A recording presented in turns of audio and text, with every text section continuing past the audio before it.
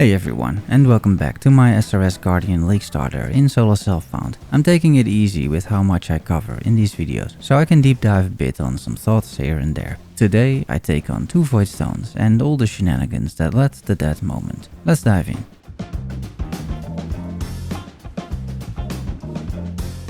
In my first map, I encountered a hive fortress for the first time. Inside you can find several chests which can drop Thyworm uniques, in this case a breach specific one. The event here consists of 24 waves no less, after which you need to escape the collapsing hive. It's pretty cool for now and very rewarding. I even get another body part for the tree. Still, in my first map I dropped this thing. I've never seen this in my life, which makes sense when you realize it is a tier 0 unique. This isn't for me, but who knows, maybe for a future character. It's time for some basic upgrades. I get an elemental weakness curse instead of flammability because my minions use all sorts of elements. I craft the trigger benchcraft, so I automate desecrate level 1 and flesh offering, and as it turns out it even spawns more minions from my graft. That's pretty cool. I get more tree points and decide to take fractured mods. I discovered the 5-to-1 recipe for grafts actually works, and it is back to mapping, where I encounter Enthroned, one-shot him, take his head, and this unlocks my second graft. It unlocks the mysterious item womb as well. I decide to birth a unique and get a 6-length Rolf's Reach, plus a helmet with a tier 1 fractured life. I craft a bleeding immunity flask using beast crafting, which you can do if the flask has an open suffix. I spam some alterations on my other flasks as well, get another body part, craft an OK ghastly eye jewel which I put in an open socket, I gamble some helmets, looking to fix my resistances, and I have found another hive fortress, and I fully clear these every time before starting the event. And again, the rewards are quite good. I upgrade my Graft. Now I use the level 22 Summon Hiveborn skill when I automatically use Flesh Offering, and similarly I upgrade the Falling Crystals Graft, which bombards monsters with ice crystals constantly. I also get an Exalted Orb from the currency branch.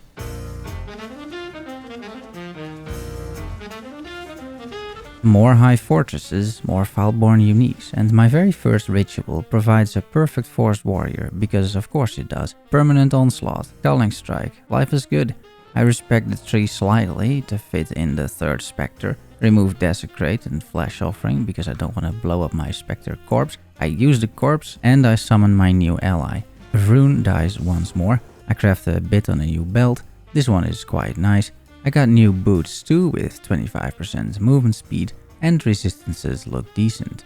I've reached yellow maps at this point and decided to slot in Zana influenced maps, which turns out to be a mistake because the damage is a bit much. Here's my first death of the run and my second. I managed to complete the map though, and I'm rewarded with an offering of the goddess. I craft a better life flask with instant recovery and bleed immunity, as that could have saved me before. Here is a Maven challenge to showcase the build a bit at early yellow maps. It is still cruising super nicely through all the content, and I likely won't hit a roadblock before red maps. I slot in a Divine Vessel with Cemetery to get the Gruthkul Pantheon for a bit more tankiness. The ritual provides some cheap baubles, and it is time for more attempts to get a 6-link. I spec into defense modifiers and I generate about 20 body armors or so. None of them are a 6-link, by the way. One of them, this saintly chainmail, is pretty decent. I craft more defenses, quality it, and put in my main skill. I'm happy with this for now.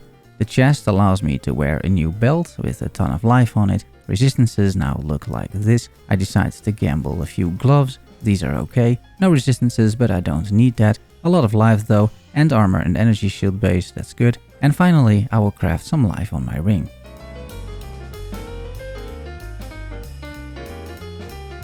Ritual, which I spec'd into first on the Atlas passive tree, keeps on giving. A Purple Stow for the homie who is no longer with us, and another perfect force warrior. I start running some safe houses, hoping to unlock Katarina for my 4th ascendancy. I get a light bane raiment from Ritual for my animate guardian.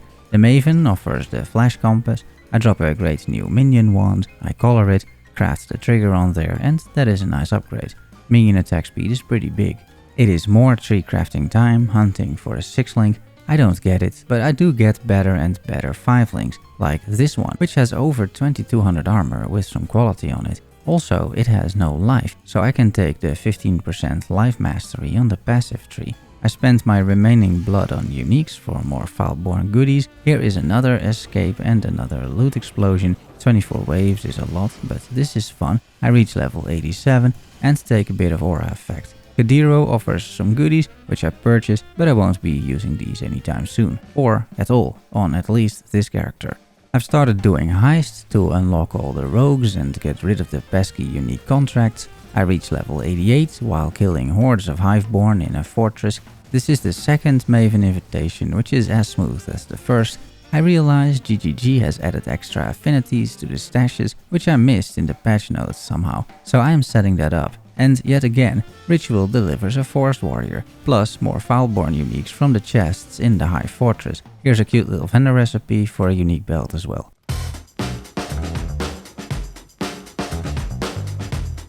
It is time for, you guessed it, more tree crafting with this new beauty. It's still a 5-link, but that is a lot of armor. I keep breeding, but the 6-link isn't dropping. I was more positive about this when I made the previous video, but I guess RNG isn't in my favor today. Still, I'm getting a lot of upgrades, like this helm. I don't have a single +1 minion item actually, but at least the other stats are good on all of my items. I craft some gold and lightning res, and that is a nice upgrade. I get my first Geomancer's Incubator, which also breeds a 6-link. Ritual offers a Divine. I reach level 89. I take 6% life, keep doing more high fortresses and keep getting more loot explosions. I have enough currency to automate all my flasks, which is a huge quality of life. I create my second Atlas progression tree based on the video I made earlier. I open up some trapped boxes with random rewards, as I have zero betrayal strategy ongoing currently. I drop a pretty amazing amulet, as I sorely need attribute. I craft some life on it, and this is quite good for now. Support gems are reaching level 20, as I am reaching level 90. My Geomancer procs, but it is a pretty bad base, so I'm not too thrilled about this. More baby deliveries don't lead to 6-links, I'm afraid, but I do gain some more tree power. I take the uncommon node, and these mysterious wound gifts are very hit or miss. Level 2020 gems though in SSF, that can be quite good, so I guess I'll keep it. One of the gems that drops is a 2023 summon carrion golem, so that goes into my gear. After this, I realized the note that corrupts uniques can also break them, as this quiver used to be a unique, so that is not a great note to take. And if you're curious, if you hatch a lot of currency, then this is what that roughly looks like. Here is some tier 12 boss damage. I am still quite easily cruising through red maps, making my way to 2 voidstones. The first invitation drops, the other does as well, and it is time for a little test. The infinite hunger is up first. He kills me first, but my damage is quite good, still on a 5-link. And the black star is even more of a breeze. The single target damage is absolutely there after you swap melee splash for multi-strike.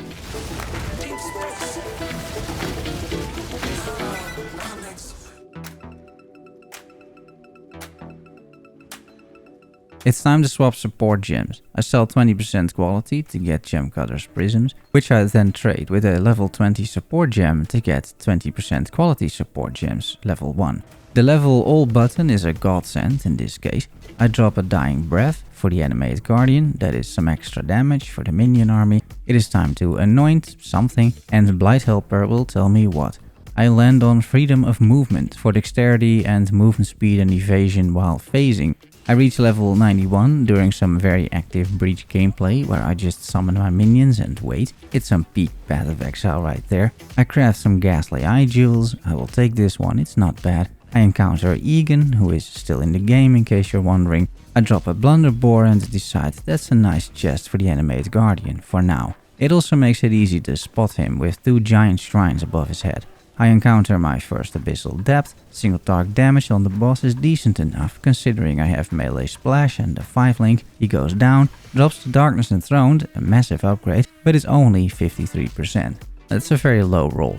I have a Divine though, and a Dream, and I hit it once and it rolls 87%. That's good enough for now. That means some more Ghastly Eye Jewel alteration spamming like this. Any flat minion damage is decent, as long as it isn't Scales damage. And here is the second one, with a bit of res and bleed avoidance. I will take it. And here's the third. It's good enough once more. I fixed some resistances on other gear, and my minions are now hitting way harder than before. After all of this, I start suffering from random disconnects and I can't figure out if it's me or the game, but previous league I had zero issues. It's not stopping me from collapsing high fortresses though, which remains a lot of fun. I reach level 92 and tree crafting still refuses to give me a 6 link. However, the 5 links are getting better and better. This one has so much chaos res after a bench craft. I put on some quality and it's a nice upgrade once more. I also dropped the Blue Dream. I once made a build around this item with the same name, so that is nostalgic. And again, an Abyssal Depth. And again, a Darkness Enthroned, and this time it is 91%, but I didn't record that. What I did record is this shield. It's very nice.